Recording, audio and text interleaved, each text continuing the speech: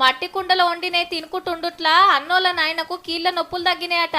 వాజీవే వెనకట గీ స్టీల్ గిన్నెలు ఎక్కడి మంచిగా మట్టి కంచులనే వండుకొని తినేది కాబట్టి ఏ బీమారు లేకుండా బ్రతికినారు. అగో అక్క ఏమో వండుతుంది, వారెవ్వా మట్టి కుండల దొండకాయ గోలిస్తుంది. మహబూబ్ నగర్ లో ఒకళ్ళని చూసి ఒకళ్ళు మట్టి కుండలలో వండుకునుడు పెడుతున్నారట.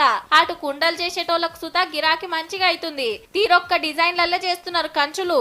మట్టి కుండలు వండినే తింటే అటు పానానికి పానం మంచుకుంటది, ఖర్చు తగ్గుతది. అటు కుండలు చేసేటోళ్లకు చేతి నిండా పని దొరుకుతది. కుదిరితే మీరు సుతకి ఉపాయం చేస్తే మంచిదని చెప్తున్నాం.